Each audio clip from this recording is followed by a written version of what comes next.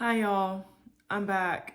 I did not expect to be doing all this today, and I am not gonna lie, um, I'm just gonna start reading because I think I said I was running on fumes in another video, and if y'all thought I was running on fumes then, I am like literally at the end of my gas tank, if you will. So we are on Daniel chapter 5. Like I said, I'm just going to kind of go ahead and jump right in. If you're not sure where we are, you can probably just watch this video. It'll make sense. But I do encourage you to go back and watch the other ones if you want to kind of get a full picture of the book of Daniel. But I'm just going to go ahead and start reading. Okay, the writing on the wall. Many years later, King Belshazzar gave a great feast for 1,000 of his nobles, and he drank wine with them. While Belshazzar was drinking the wine, he gave orders to bring in the gold and silver cups that his predecessor, I think that's how you say that word. Anyway, Nebuchadnezzar had taken from the temple in Jerusalem. So this is Nebuchadnezzar's son now, okay? He wanted to drink from them with his nobles, his wives, and his concubines. So they brought these gold cups taken from the temple, the house of God in Jerusalem, and the king and his nobles, his wives, and his concubines drank from them. While they drank from them, they praised their idols made of gold, silver, bronze, iron, wood, and stone. So I haven't talked much about generational curses or things like that on here just yet, but as you can see, like, Nebuchadnezzar's son kind of had the same issues that his dad had. Like, they both worshipped idols. They both obviously like parties and like showing off their wealth. So that's kind of where we're at. So Nebuchadnezzar is no longer in the picture. I would like to think that Nebuchadnezzar got saved because of his humbling in chapter 4 and him acknowledging God. Like, it's not the greatest scenario like to go through all that, but I don't know. I guess I'll find out when I get to heaven. I don't know. But right now, like, it's about his son. So I just think it's interesting, like, comparing the two because they definitely have similar personalities. Verse 5. Okay. Suddenly they saw a finger of a human hand writing on the plaster wall of the king's palace near the lampstand. The king himself saw the hand as it wrote, and his face turned pale with fright. His knees knocked together in fear, and his legs gave way beneath him. The king shouted for enchanters, astrologers, and fortune tellers to be brought before him. He said to these wise men of Babylon, "Whoever can read this writing and tell me what it means will be dressed in purple robes of royal honor and will have a gold chain placed around his neck. He will become the third highest ruler in the kingdom." So as you can see, he's literally doing the exact same thing that his dad did. So,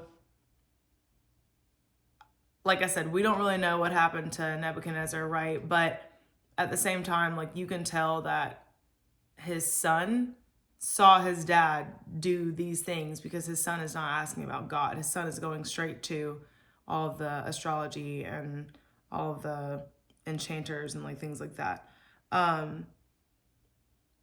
So I have a note written here in my Bible that he's offering wealth or status for these people's wisdom and answers. Mind you, like, you can go to God for free. Like, you don't have to pay for a word. You don't have to pay for God to speak to you.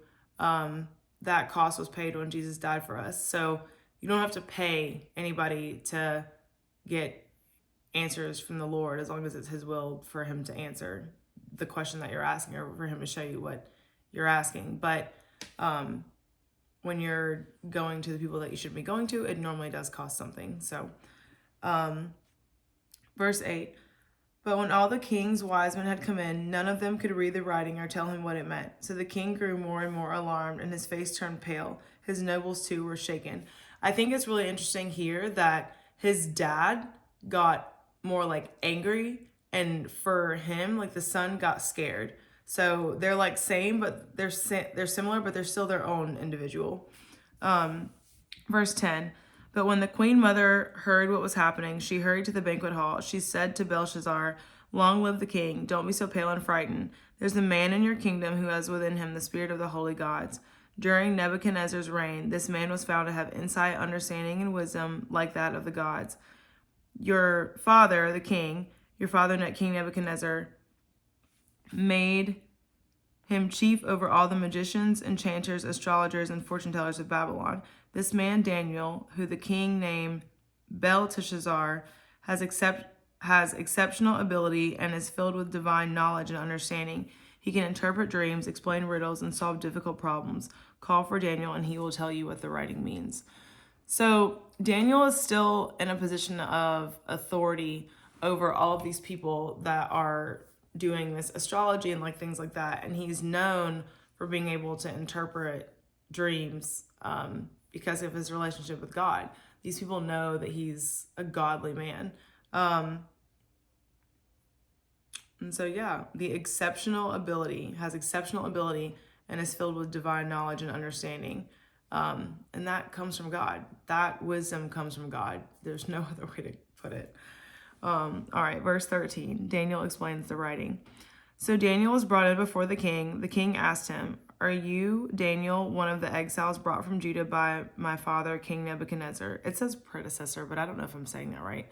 But I have like a subtitle thing that says it's Aramaic for father. So that's what I'm going with. I have heard that you have the spirit of the gods within you and that you are filled with insight, understanding, and wisdom. My wise men and enchanters have tried to read the words on the wall and tell me their meaning, but they cannot do it.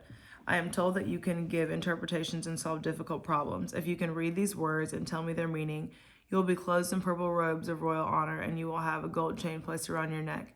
You will become the third highest ruler in the kingdom. Daniel answered the king, "Keep your gifts or give them to someone else, but I'll tell you what the writing means. Your Majesty, the Most High God, gave sovereignty, majesty, glory, and honor to your predecessor, aka father, Nebuchadnezzar. He made him so great that people of all races and nations and languages trembled before him in fear. He killed those he wanted to kill and spared those he wanted to spare. He honored those he wanted to honor, disgraced those he wanted to disgrace. But when his heart and mind were puffed up with arrogance, he was brought down from his royal throne and stripped of his glory. He was driven from human society. He was given the mind of a wild animal. He lived among the wild donkeys. He ate grass like a cow, and he was drenched with the dew of heaven until he learned that the Most High God rules over the kingdoms of the world and appoints anyone he desires to rule over them." So he's basically giving him insight on what happened to his dad. It doesn't tell us like if he was around to see that or if he was around to hear about it, whatever. But basically, it still kind of shows that like Nebuchadnezzar may have like been the same for a really long time. But it says when his heart and mind were puffed up with arrogance, then the Lord brought him down, aka humbled him. I stand corrected. It definitely does say that he knows about it, and that's it literally in the next verse. Okay, I'm gonna keep reading. Verse 22. You are his successor, O Belshazzar, and you knew all this, yet you have not humbled yourself. So it's like he saw his dad go through all these things, and he is continuing to be the same way, even though he saw the things that his dad went through. For you are his successor, O Belshazzar, and you knew all this, yet you have not humbled yourself.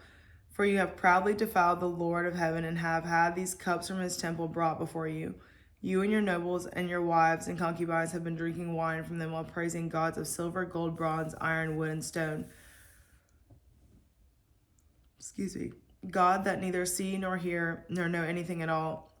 But you have not honored the God who gives you the breath of life and controls your destiny. So God has sent this hand to write this message.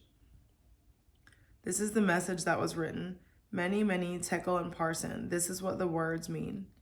I think this is Latin, Many means numbered. God has numbered the days of your reign and has brought it to an end. Tekel means weighted. You have been weighted on the balances and have not measured up. Parson means divided.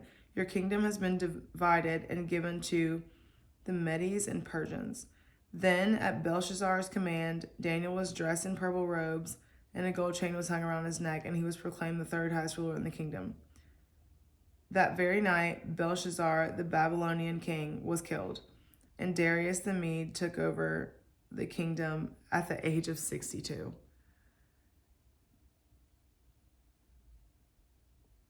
Well, that was fast. That was quick. That was very to the point. So basically, he saw his dad go through all this stuff, and I mean, we only get snippets of his story. Like, we don't get the entire, like, from the day he was born. I mean, we know how he died, right? But I think it's interesting that, like, he saw everything his dad saw. He saw his dad go through all these things, and, like, obviously God knew that he understood, but he did not acknowledge God at all. And God also did what he said he was going to do with the kingdom, and he was going to split it. And he said that chapters ago, and he did. And he said that if Daniel was able to interpret the writing on the wall, that he would give him the robes and the necklace, and he did. And God was very direct and clear in chapter 5. Like, I don't really have anything to say. That very night, he died. And that is it. So yeah, that is all for chapter 5. And that was very, very short. But I'll see you guys next time.